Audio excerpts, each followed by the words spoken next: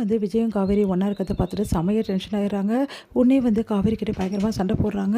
உடனே வந்து விஜய் தடுக்கிறாரு. என்ன நினச்சிட்டு இருக்கோம் மனசில், ஏன் பொண்டாட்டிக்கிட்டே சண்டை போடுறியா, உனக்கு அவ்வளோதான் மரியாதை அப்படின்றாரு. அதை கேட்டு வெளில அதிர்ச்சி அடைகிறாங்க.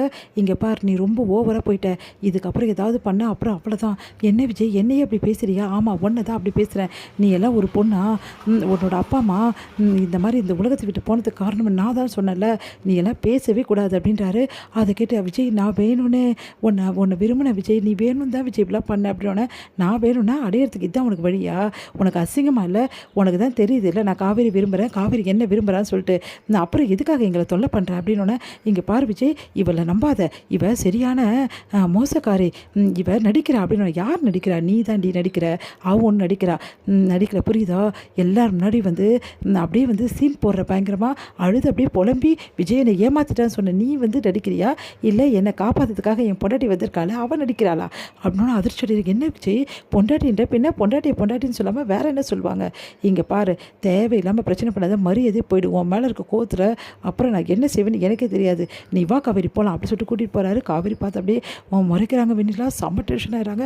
விஜய் எப்படி வெளியே வந்தார்? வெளியே பார்த்த சான்ஸே இல்லைன்னு, எல்லாமே ஒன்றால் தான் வந்தார், நீ பண்ண வேலை தான், நீ தான் ஒப்புதல் வாக்குமூலம் கொடுத்துருக்கே, பின்ன வெளியே வராமல் என்ன பண்ணுவார்?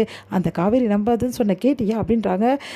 உடனே வந்து பசுபதியும் ராகினியும் அதை கேட்டு அதிர்ச்சி அடைகிறாங்க. ஐயோ, இந்த காவேரி நம்பி இப்படி ஆயிடுச்சு, அந்த காவேரி நான் சும்மாவே விட மாட்டேன் அப்படின்னு சொல்லிட்டு டென்ஷன் ஆகிறாங்க வெண்ணிலா.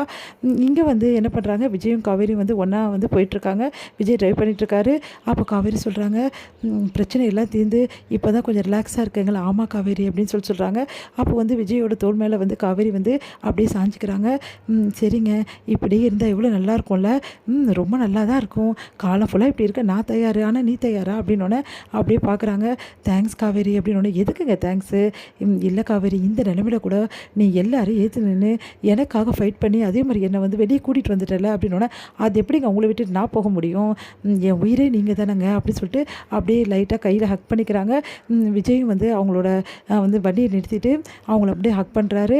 அடுத்து வந்து விஜய் சொல்கிறாரு, காவேரி இங்கே பாரு காவேரி, இதுக்கப்புறமும் நம்ம ஏன்டி பிரிஞ்சிருக்கணும், ப்ளீஸ் டி என் கூட வந்துடுடி, நம்ம வீட்டுக்கு போயிடலாம் காவேரி அப்படின்னோடனே, சாரிங்க என்னால் வர முடியாது, உங்களுக்கே தெரியும்ல சூழ்நிலை என்னன்னு சொல்லிட்டு, இப்படியே சொல்லியிருந்தேன் எப்படி காவேரி, நான் வந்து உங்கள் வீட்டில் பேசுகிறேன் காவேரி, இப்போ தான் வெண்ணிலா வீட்டை விட்டு போயிட்டால, இதுக்கப்புறம் எதுக்காக காவேரி நம்ம பிரிஞ்சிருக்கணும், நீ என்ன சொல்கிற, வெண்ணிலாவை வீட்டை விட்டு அனுப்புங்க, நான் வந்துடுறேன்னு சொன்னேன். இல்லைங்க, இப்போ என் அம்மாவுக்கு வந்து ஒரு பிஸ்னஸ் செட் பண்ணிகிட்ருக்கேன்ல, அதை செட் பண்ணி கொடுத்துட்டு கண்டிப்பாக நான் வீட்டுக்கு வந்துடுறேன், எந்த பிரச்சனையும் இல்லை, இப்போ வெண்ணிலாவோட பிரச்சனை இப்போ தானே முடிஞ்சிருக்கு, அவங்க வேறு ஊருக்கு வேறு பிள்ளைங்க பாரு காவேரி, அவள் ஊருக்கு போகிறா போகாமல் இருக்கா, அதெல்லாம் பற்றி யோசிச்சுட்டு நம்ம வாழ்க்கையை வந்து பார்த்துக்க முடியாது, இதுக்கப்புறம் வெண்ணிலாவை பற்றி நீ எடுக்கவே கூடாது, அவள் நம்ம வாழ்க்கையில் கிடையவே கிடையாது, புரியுதா இல்லையா அப்படின்னோடனே, சரிங்க கோவப்படாதீங்க, சரி ரொம்ப பசிக்கும், வா எங்கோ ஹோட்டலே இல்லையே, ரொம்ப லேட் ஆகிடுச்சுல, அதாங்க வீட்டில் விட்டுங்க, நான் வீட்டில் போய் சாப்பிட்டுக்கிறேன், அதெல்லாம் தெரியாது, உன்னை சாப்பிட வச்சு தான் அனுப்புவேன் அப்படின்னு சொல்லிட்டு எல்லா இடமும் ஹோட்டல் தேடுறாரு. பார்த்தா ஹோட்டல் கிடைக்குது.